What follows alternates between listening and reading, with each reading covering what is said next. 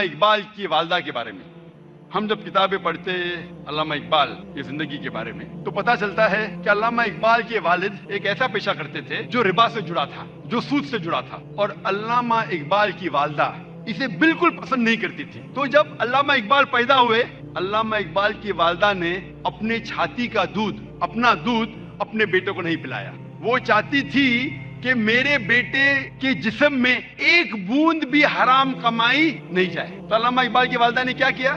اپنے زیورات بیچے جو خود کے تھے، الحمدللہ حلال کمائی کے تھے، زیورات کو بیچ کے ایک بکری خریدی اور اس بکری کے دودھ سے پرورش کی علامہ اقبال کی۔ اور اللہ نے پھر ان کے شوہر کو ہدایت دی اور وہ بھی سیدھے راستے پہ آ گئے، اور پھر اللہ نے ایسا شخص، علامہ اقبال جیسا شخص بنایا۔ ایسی کئی مثال ہے، اور ایک مثال ہے والدہ کی، شیخ عبد القادر جیلانی رحمۃ اللہ علیہ۔ شیخ عبد القادر جیلانی رحمۃ اللہ علیہ الحمدللہ توحید پہ تھے، اور انہوں نے اس شہر ہندوستان میں اسلام کا دین پھیلایا۔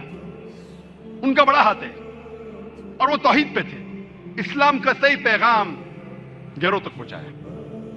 اور ان کی والدہ نے شیخ عبد القادر جیلانی رحمۃ اللہ علیہ کو سکھایا تھا کہ بیٹا تو ہمیشہ سچ بولنا، کبھی جھوٹ مت بولنا، چاہے تیرا نقصان ہو چاہے تیری جان جائے۔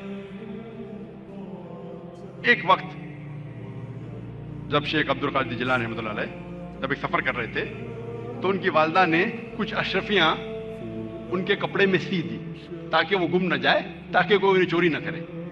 جب وہ سفر پہ نکلتے ہیں تو ایک ڈاکوؤں کا گروہ انہیں پکڑ لیتا ہے، اور جب جانچ پڑتال کرنے کے بعد کچھ پیسہ نہیں ملتا ہے تو وہ ڈاکو کہتے ہیں شیخ عبد القادر جیلانی رحمۃ اللہ علیہ سے کہ تیرے پاس کچھ پیسے نہیں؟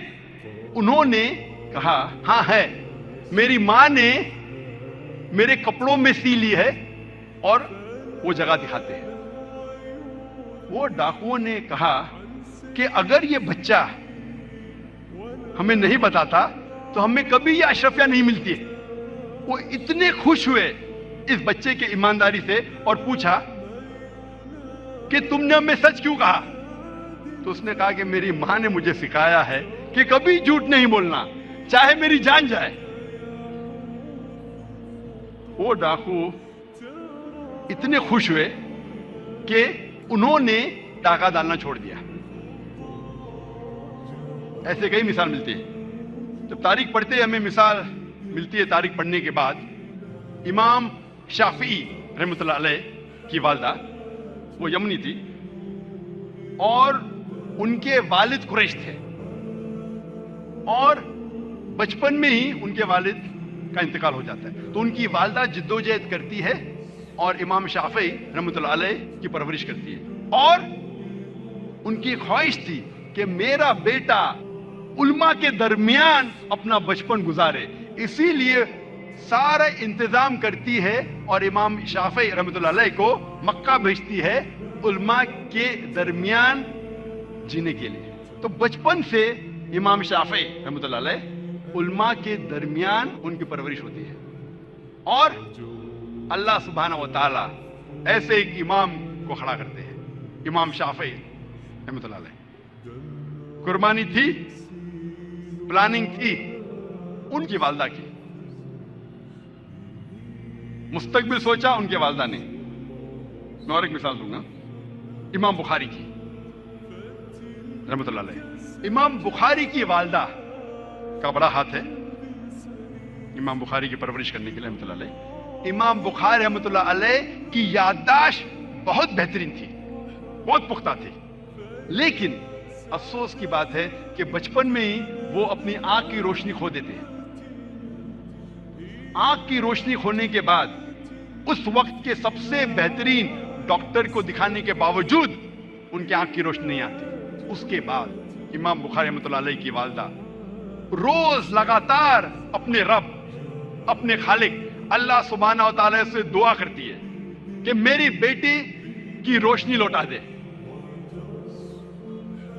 اس کے بعد کئی عرصوں بعد اللہ سبحانہ و تعالی ان کی والدہ کی دعا سنتے، اور ان کی والدہ کے خواب میں آتے ہیں حضرت ابراہیم علیہ السلام، اور حضرت ابراہیم علیہ السلام فرماتے کہ تیرے بیٹے کی روشنی لوٹا دی گئی, اور صبح کو امام بخاری رحمۃ اللہ علیہ وہ پھر سے دیکھ سکتے ہیں. تو یہ مثال ہے والدہ کی, کس طریقے سے انہوں نے اپنے بچوں کی پرورش کی.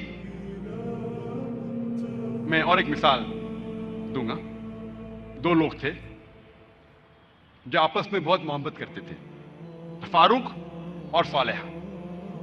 اور فاروق اور صالحہ آپس میں محبت کرتے تھے. انہوں نے شادی کی.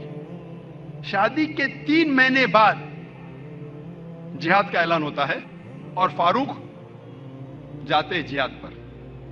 جہاد کے جانے سے پہلے وہ اپنی اہلیہ, اپنی بیوی صالحہ کو 30,000 دینار دیتے ہیں. 30,000 دینار ایک یوکے کے آدمی نے کیلکولیٹ کیا اور کہا کہ وہ ہوتے 2 ملین پاؤنڈ. 2 ملین پاؤنڈ کو میں تبدیل کروں گا روپیے میں, ہو جاتا ہے 15 کروڑ روپیے. وہ دیتے ہیں 30,000 دینار, 2 ملین پاؤنڈ, 15 کروڑ روپیے اپنی اہلیہ کو, اور کہتے ہیں کہ اسے محفوظ رکھو, اسے خرچ مت کرو, میں جہاد کے لیے جا رہا ہوں. اور پھر وہ جہاد کے لیے جاتے ہیں اور کہتے ہیں کہ انشاءاللہ میں 3 مہینے میں واپس لوٹوں گا. ان کے جانے کے چند مہینے بعد ان کی اہلیہ صالحہ کو ایک بیٹا پیدا ہوتا ہے. 1 سال گزرنے کے بعد ان کے شوہر واپس نہیں آتے. 2 سال گزرنے کے بعد واپس نہیں آتے. 2.5 سال بعد ایک شخص آ کے کہتا ہے صالحہ سے کہ میں نے تمہارے شوہر فاروق کو دیکھا کہ وہ گر گئے اور وہ گھائل ہو گئے. پھر چند سال گزرتے ہیں, پھر بھی فاروق واپس نہیں آتے. تو اس کی اہلیہ سمجھتی ہے کہ میرے شوہر کا انتقال ہو گیا. لیکن 30 سال بعد فاروق واپس مدینہ لوٹتے ہیں اور ان کی خواہش تھی کہ میں میری اہلیہ سے ملوں. لیکن وہ بہت پرہیزگار تھے. مدینہ میں آنے کے ساتھ سب سے پہلے جاتے مسجد میں نماز پڑھنے کے لیے. نماز پڑھنے کے بعد وہ دیکھتے ہیں کہ کئی علماء آپس میں علم کے بارے میں گفتگو کر رہے ہیں, اور ان میں سے ایک نوجوان, تقریباً 30 سال کا نوجوان, جس کا نام تھا شیخ عبد الرحمن, وہ سب سے بہترین عالم تھا. وہ اس سے کافی متاثر ہوتے. پھر وہ جاتے ہیں اپنے گھر کی طرف. جب گھر میں داخل ہوتے ہیں تو اپنے بیوی صالحہ سے ملتے ہیں. وہ دونوں خوشی کے مارے رو پڑتے ہیں.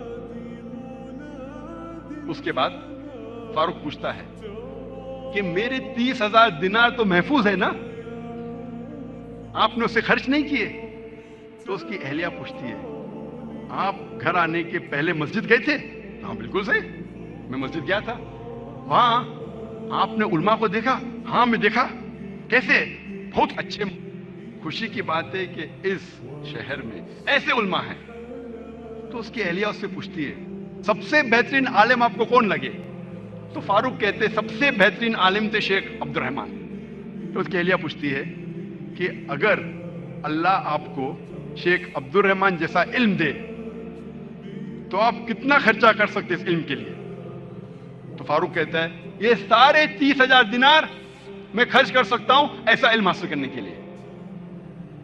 پھر اس کی بیوی پوچھتی ہے کہ اگر آپ کا بیٹا ہو, اسے ایسا عالم بنانے کے لیے آپ کتنا خرچ کریں گے؟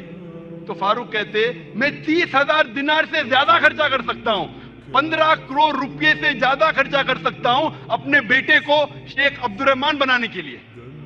تو اس کی اہلیہ کہتی ہے آپ کے جانے کے بعد مجھے ایک بیٹا پیدا ہوا اور یہ شیخ عبد الرحمن آپ کا بیٹا ہے, اور آپ کے 30,000 دینار میں نے خرچ کیے اس کو عالم بنانے کے لیے.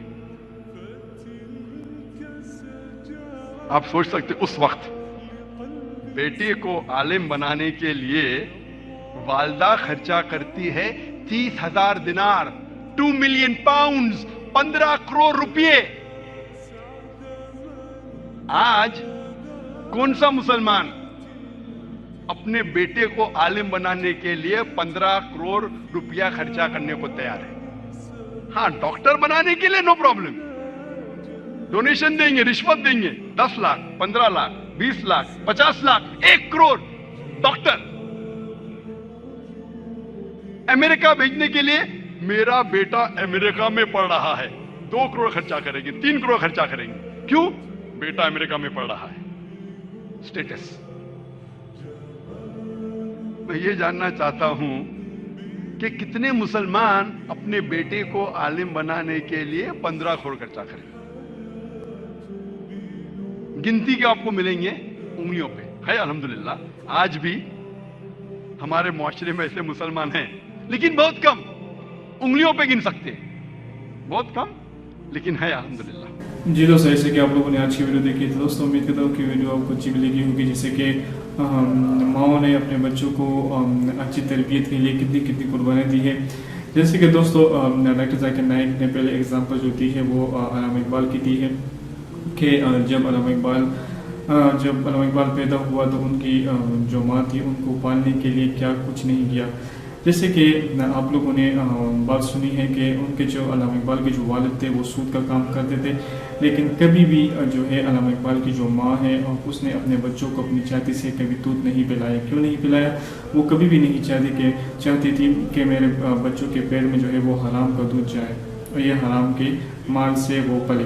اس طرح جو ہے وہ علامہ اقبال کی ماں نے ایک بکری خریدی اور وہ اس بکری کے جو دودھ تھے وہ اپنے بچوں کو پلاتی تھی. تو اس طرح جو ہے ایک ماں نے جو ہے وہ اپنے بچوں کی صحیح طریقے سے تربیت کی. پھر علامہ اقبال جیسا شاعر اور اتنے بڑے جو ہے وہ اس کے پاس جو علم تھا وہ ماشاءاللہ کافی بہت زیادہ تھا, ماشاءاللہ بہت ایک اعلیٰ ترین ظرف کے جو ہے وہ اپنے ماں کے جو ہے وہ اولاد تھے دوستوں.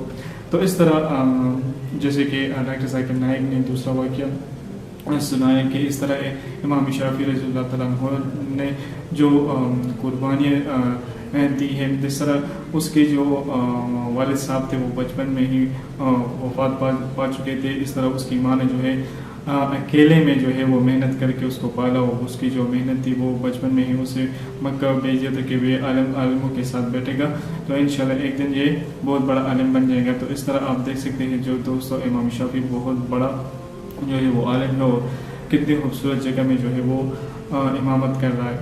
تو دوستو اس طرح جو ہے جیسے کہ ڈاکٹر ذاکر نائک نے دوسرا واقعہ جو ہے سنایا ہے کہ ایک ہمارے پاس ایک صحابی تھا, وہ جہاد کے لیے جا رہا تھا اور اس نے اپنی بیوی کو جو ہے وہ 30,000 شرط درہم جو ہے وہ بیوی کو دے دی تھی, جس کی جو آئی تھنک ابھی جو اس سے بنتے ہیں وہ 15 کروڑ روپے بنتے ہیں. اس نے اپنی بیوی کو وہ درہم دے دیے ہیں, وہ جہاد کے لیے چلے گئے ہیں. اس نے بیوی کو اپنے کہا کہ میں 3 مہینے بعد آؤں گا, لیکن وہ 3 مہینے بعد نہیں آنا, اس میں 1 سال گزر گیا. پھر جو ہے اس صحابی کا جو ہے ایک بیٹا بھی پیدا ہو گیا. اس میں دوستو 1 سال گزر گیا, 2 سال گزر گئے, 3 سال گزر گئے. پھر کسی نے اس صحابی کے جو ہے بیوی سے کہا کہ میں نے اس کو دیکھا تھا, وہ کہیں گر گیا تھا, وہ شہید ہو گیا تھا. تو پھر اس نے دوستو جو پیسے بچے تھے, پھر اس نا امیدی پیدا ہو گئی تھی. اس نے ذہن میں سوچ لیا کہ میرا جو شوہر ہے وہ وفات پا گیا ہے یا شہید ہو گیا ہے. تو اس نے اپنی ساری جمع پونجی جو ہے وہ اپنے بیٹے پر لگا دی, وہ بڑا عالم بن گیا ہے. تو اس کا جو ہے